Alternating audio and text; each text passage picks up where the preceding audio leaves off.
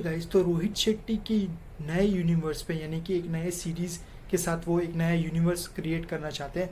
यानी कि आप समझ सकते हो कि वो एक नए ये तरीके पे जाने चाहते हैं। और क्योंकि उन्होंने काफ़ी मूवीज़ बना चुके हैं, तो उसका एक ट्रेलर आया है इंडियन पुलिस फोर्स करके, जो उनके ऊपर ज़्यादातर शिल्पा शेट्टी और विवेक ओबरॉय हमें देखने को मिल रहे हैं।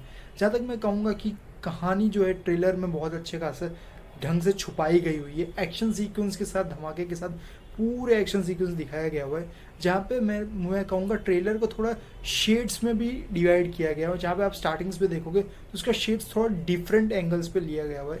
जहाँ पे मैं कहूँगा कि उन्होंने अलग कैमरास का इस्तेमाल किया और शेड्स का इस्तेमाल किया, यानी कलर्स के थ्रू वो दिखाने की कोशिश की हुई है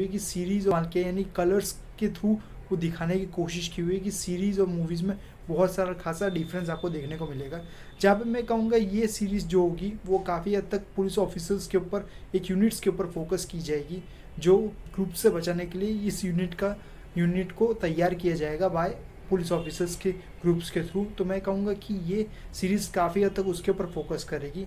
प्लस हमें सिद्धार्थ मल्होत्रा वापस ऐसे कैरेक्टर में दिखने वाले हैं जो शेरशाह जैसे एक्सपेक्टेशंस मेरी हैं, क्योंकि काफ़ी हद तक आप देखोगे तो शेरशाह मूवी बहुत अच्छी खाती थी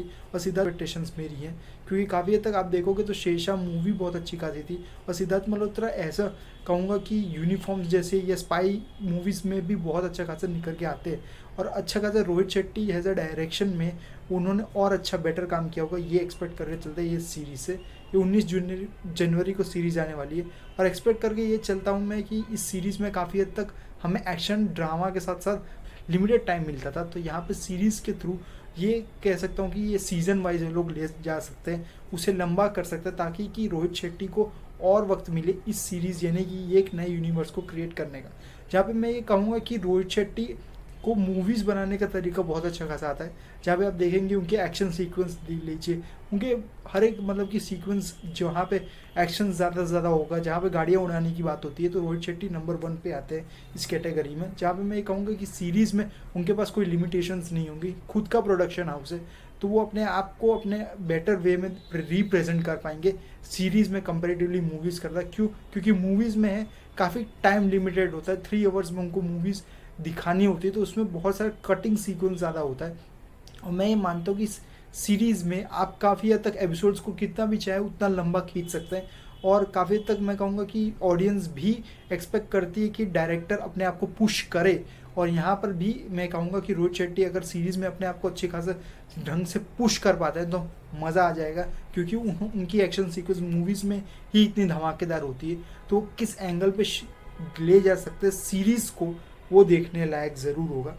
तो मैं ये इतना कहना चाहूँगा कि मैं एक्साइटेड हूँ इस सीरीज़ के लिए, बट अभी तक मुझे इसमें कुछ ज़्यादा डिफरेंट नहीं देखने को मिलेगा आपको। अगर आपने कंपेरेटिवली पुरानी स्पाई सीरीज़ देखी होगी या रोहित शेट्टी की मूवीज़ ही देखी होंगी जो कॉप यूनिवर्स से है, तो काफ़ी तक आप एक्सपेक्ट करोगे कि वैसी की वैसी सीक्वेंस होगी।